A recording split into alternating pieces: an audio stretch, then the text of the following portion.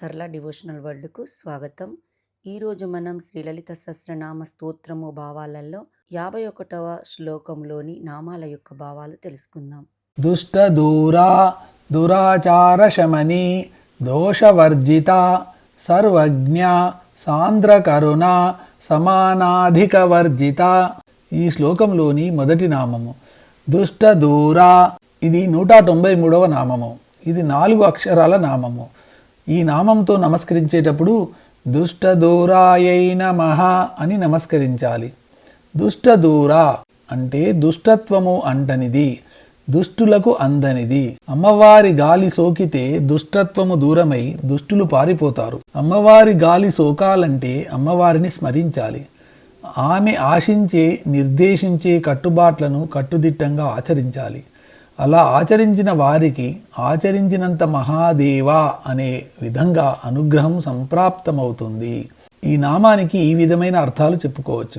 దుష్టత్వము అంటనిది, దుష్టులకు అందనిది మరియు దుష్టులను దూరముగా నుంచినది. ఈ శ్లోకంలోని తర్వాతి నామము దురాచార శమని. ఇది 194వ నామము. ఇది 7 అక్షరాల నామము. ఈ నామంతో నమస్కరించేటప్పుడు దురాచార శమన్యై నమః అని నమస్కరించాలి. దురాచార శమని అంటే చెడు నడవడికను పోగొట్టునది. దురాచారాలంటే దురభ్యాసాలే.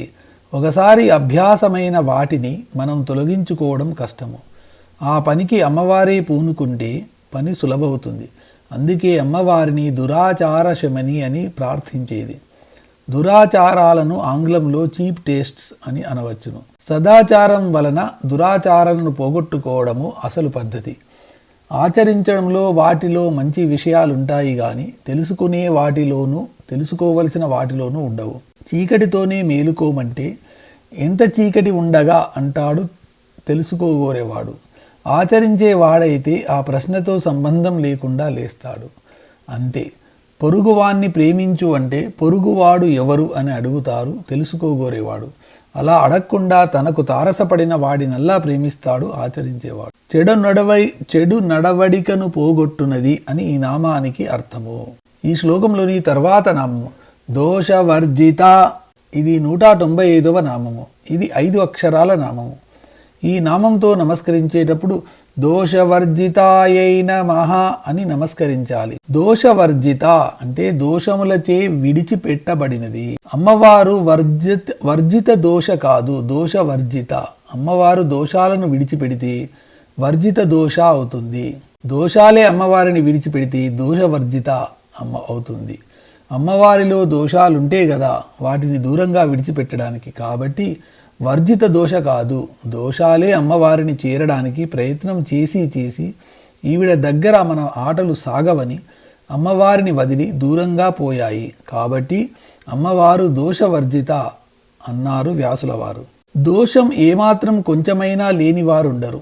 ఏమాత్రము దోషము లేనిది అమ్మవారే.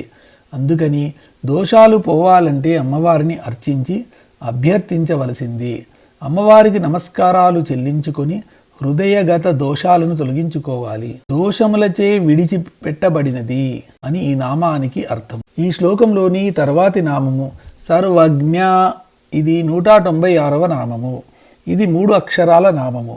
ఈ నామంతో నమస్కరించేటప్పుడు సర్వజ్ఞానై నమః అని నమస్కరించాలి. సర్వజ్ఞ అంటే అన్నిటినీ తెలిసినది. అమ్మవారికి తెలియని విషయము లేదు. అన్నీ తెలిసిన సంపూర్ణ జ్ఞాన స్వరూపిణి. దేశ కాల జ్ఞానము తెలుసు. అందుకే ఆవిడ సర్వజ్ఞ. ఇటువంటి సర్వజ్ఞురాలిని అభ్యర్థించేటప్పుడు మనకు తెలిసినవి కావలసినవి ఏవో మంచివనుకొని వాటిని సలహాలను సూచించే విధంగా ఆమెను అభ్యర్థించకూడదు.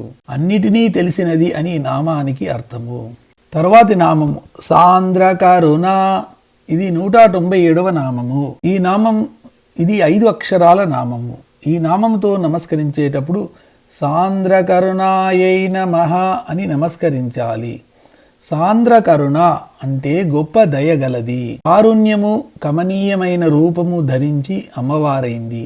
ఘనీభవించిన కరుణారసము అమ్మవారు అని అర్థము. ఈ నామానికి ఈ క్రింది అర్థాలు చెప్పుకోవచ్చును. గొప్ప దయగలది, ఘనీభవించిన కరుణారసపు ముద్ద అని అర్థం. ఈ శ్లోకంలోని చివరి నామము సమానాధిక వర్జిత. ఇది 198వ నామము. ఇది 8 అక్షరాల నామము. ఈ నామంతో నమస్కరించేటప్పుడు సమానాధిక వర్జితాయై నమః అని నమస్కరించాలి. సమానాధిక వర్జిత అంటే ఎక్కువ తక్కువ భేదాలచే విడువబడినది, అనగా ఎక్కువ వారు తక్కువ వారు లేనిది. అమ్మవారిది అపారమైన ప్రేమ. ఆ ప్రేమలో ఎక్కువ తక్కువలు ఉండవు. ఆ భావాలు అమ్మవారి దరికి రావు. అందరూ సమానులే అమ్మవారికి. అందుకని సమానాధిక వర్జిత అని పిలువబడుతుంది.